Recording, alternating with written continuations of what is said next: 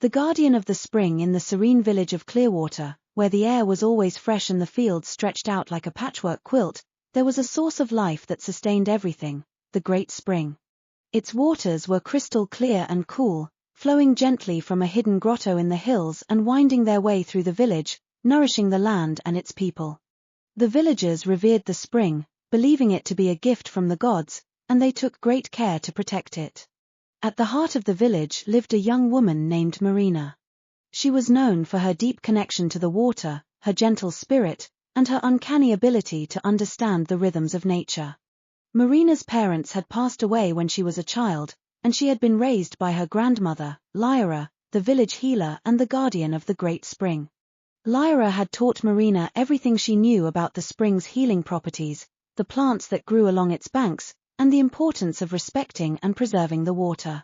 Marina spent her days gathering herbs, tending to the villagers, and listening to the whispers of the spring. It was said that Marina could hear the voice of the water, a soft murmur that guided her in her healing and her life. One warm summer evening, as the sun dipped below the horizon, casting a golden glow over the village, Marina sat by the spring, lost in thought. The water flowed gently around her, its song a soothing melody that filled her heart with peace. She dipped her hands into the cool water, feeling its energy flow through her. Suddenly, a voice broke the tranquility. "Marina," it called softly. She turned to see her grandmother standing at the edge of the grove, her face lined with worry. "Grandmother, what is it?" Marina asked, rising to her feet. Lyra approached, her eyes filled with concern. "There is trouble, Marina. The spring is in danger. The water is beginning to dwindle, and I fear something has disturbed its source." Marina felt a pang of fear. The great spring had always been a constant, its waters abundant and pure. "What can we do?" she asked, determined to help. Lyra placed a hand on Marina's shoulder. "You must go to the source of the spring, deep in the hills. There, you will find the answer. Take this," she said, handing Marina a small vial filled with a glowing blue liquid. "It is a potion of protection.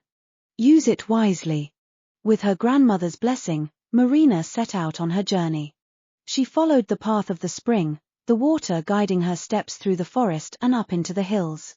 The air grew cooler as she climbed, and the light of the moon illuminated her path. After hours of walking, Marina reached the mouth of a hidden grotto.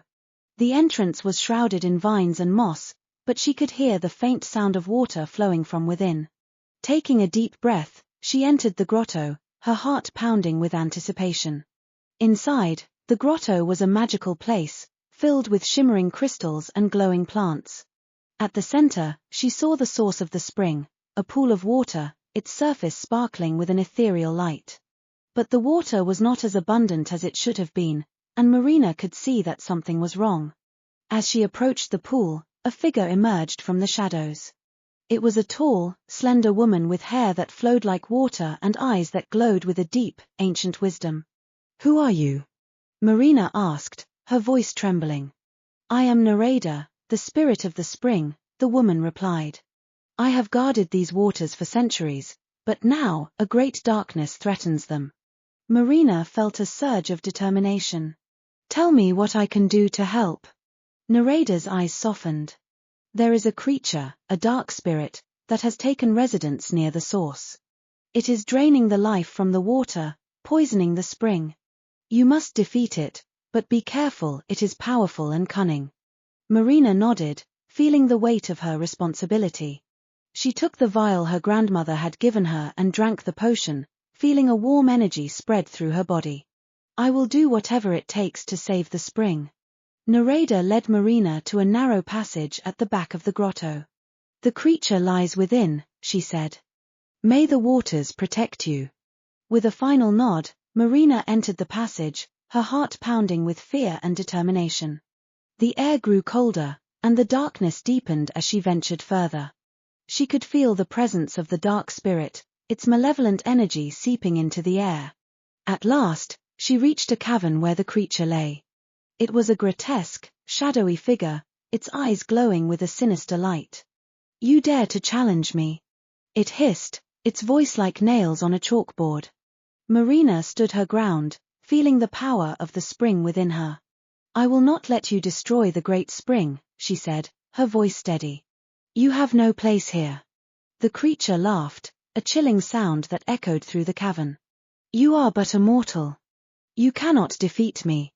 Drawing on the strength of the potion and her deep connection to the water, Marina raised her hands, summoning the energy of the spring. A beam of pure, blue light shot from her fingertips, striking the creature and enveloping it in a brilliant glow. The dark spirit screamed in agony, its form disintegrating into shadows. With a final, desperate shriek, it vanished, leaving the cavern silent and still. Marina felt a wave of relief wash over her. The spring was safe. She returned to the grotto, where Narada awaited her. "You have done well, Marina," the spirit said, her eyes filled with gratitude. "The spring is restored, thanks to your courage and strength." As Marina made her way back to Clearwater, she felt a deep sense of fulfillment. She had protected the great spring, honoring her grandmother's teachings and preserving the lifeblood of her village. When she returned, the villagers welcomed her with open arms, their faces filled with joy and relief. The water of the spring flowed abundantly once more, its song a testament to Marina's bravery and the enduring power of nature. Marina continued to serve as the guardian of the spring, her bond with the water deeper than ever. She knew that as long as she and the villagers respected and cared for the great spring, its waters would continue to nourish and sustain them, a symbol of life and hope in the heart of Clearwater.